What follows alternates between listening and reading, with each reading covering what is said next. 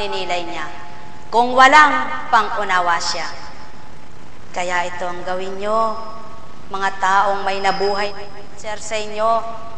Ang palalimin nyo ay ang pagtitiwala nyo sa Ama upang patayin ang mga antibodies nyo, ang cancer cells na nabuhay, at maging galak ang kalusugan ng inyong katauhan. Buhay po ba ang Diyos?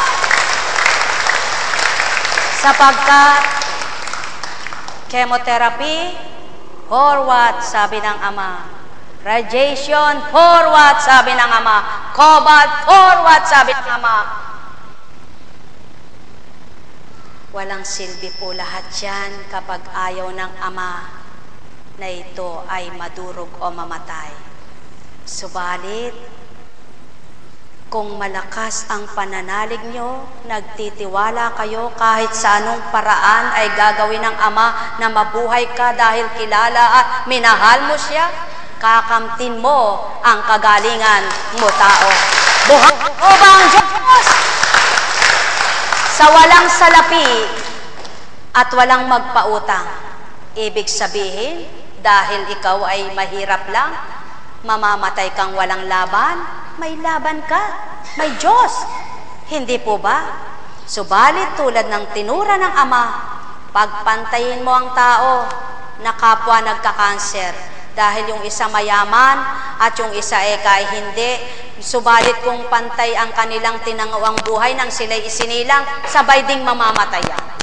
Sapagkat hindi dahil nabuhay ng matagal ang isa ay matagal ang buhay niya dahil sa salapi niya, at yung hindi nabuhay ay dahil mahirap siya. Ganun ba ang Ama? Unfair naman. Diba? Ginawa ka niyang mahirap, pagkatapos mamamatay ka dahil sa kahirapan mo nang wala kang salapi. Kilalanin mo siya, may magagawa siya sa'yo. Buhay po ba ang Diyos?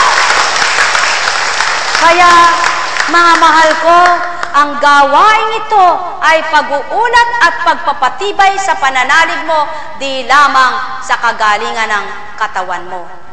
Kung hindi, mapalad ka, tatandaan mo may karamdamang tao. Kapag nakadama ka sa oras na ito, iisipin mo pa ang ganito, salamat po Panginoon, at nagkasakit ako. Naging daan pa ng pagtanggap ko sa iyo at pagkilalang malalim. Nananalig po ako na sa bawat araw na salita mo'y siyang magpapagaling sa aking karamdaman. Buhay po ba ang Diyos? Hindi dun sa capsule, hindi sa injection, hindi sa tablet, hindi sa kung ano-ano. Mga kapatid, sa katotohanan lamang po, for emergency ang lahat.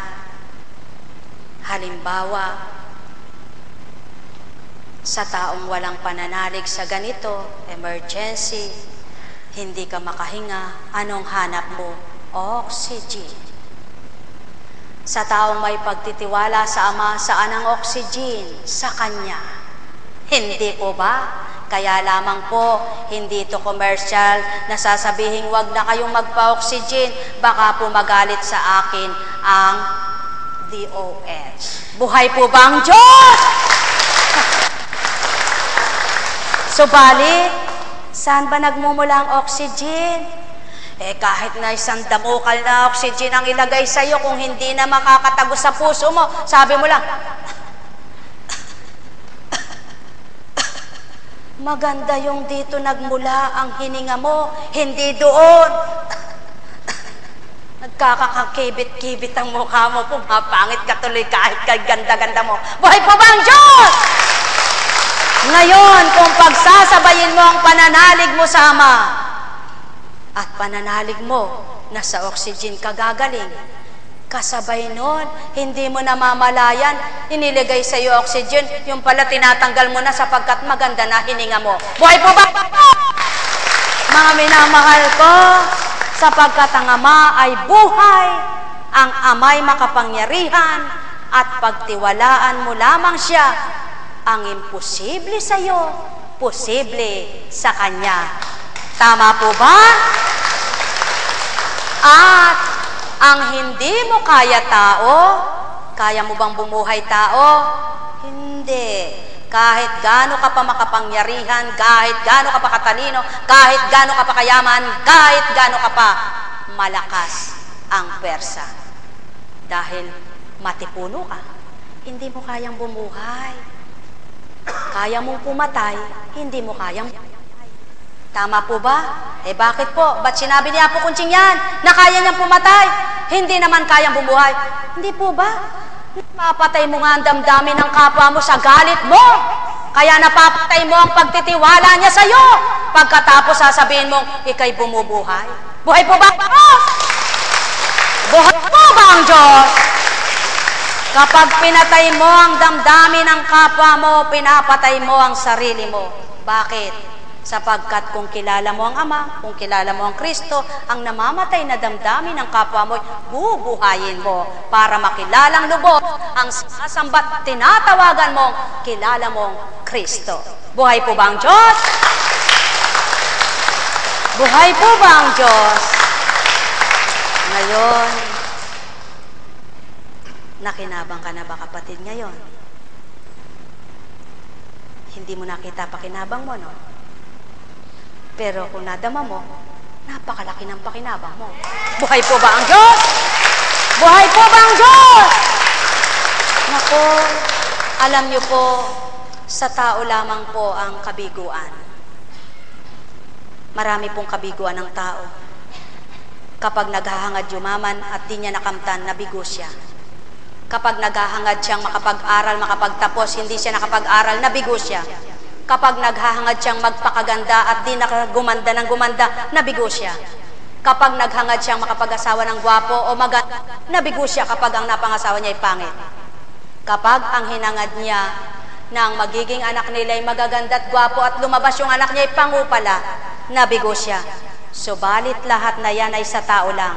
Sa Ama, walang kabiguan, magtiwala ka lamang sa Kanya. Sapagkat habang nabibigo ka para sa iyo, lalo kang pinalalaban upang magtagumpay ka. Buhay po ba ang Diyos?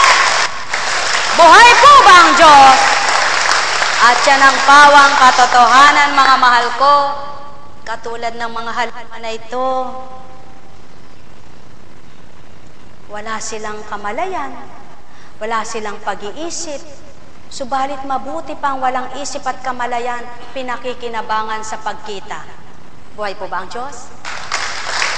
Ang tao may isip, may kamalayan sa kabanalan, subalit hindi makinabang ang Ama sa kanya. Bakit po? Sapagkat ang alam nga ng tao, binuhay siya ng Ama, ang gusto niya ay magalak lang ng magalak para sa kanya. Ang sabi ng Ama, anak, kundi mo daranasing maghirap ka, kundi mo daranasing malumbay ka, kundi mo daranasing magkasakit ka, kundi mo daranasing makibaka, kundi mo daranasing hanapin ako, hindi mo ako makikita. Buhay po ba ang Diyos? Buhay po ba ang Diyos? At ang pawang katotohanan. Kaya, mga mahal ko, kung kilala niyo lang ang Ama, habang nasasaktan kayo, lalo kayong tumatapang na hanapin at masumpungan siya, sapagkat siya ay liwanag na di makikitang tulad ng ilaw uundap-undap, dili kaya'y matingkad. Subalit, ang liwanag niya, tinatala sa isip, tinatala sa puso, kapag nagningning yan, wala kang kasing liwanag. Buhay po ba ang Diyos? Buhay po ba ang Diyos? Kung may pandinig ang tao, tuwirang nakarinig. Kukwento ko lamang po, mahirap magsinungaling, sabi ng Ama, bahagi ko sa inyo. Isang araw, punta ako sa SM. Nakita ko po ang garapon na ito, ang sisidla na ito. Tiningnan ko ang presyo. Mura lang naman siya, pero sabi sa akin, huwag mong bilhin yan. Sabi sa akin ng Espiritu, ay, ba't kaya? Kasi po, mahilig ako kahit mumurahin lang eh. Kasi simple lang tawa ko at mahirap ako. Kaya sa kasimplihan niya, natutuwa ako. Ang sabi ko, ay, uso ngayon yung mga bato-bato. Dinagyan kulay ka kung orange, green, white, yellow, blue. Pasubali ko huwa. Pakikuha mo nga kapatid yung isang nandun sa loob. Kaya palang amay buhay, talagang buhay. Sa simpleng alam mo na hindi alam ng kapwa mo. Ang buhay na amay, pakikilalang lubos sa'yo. Buhay po ba ang Diyos? Aba! Ay, tingnan niyo po.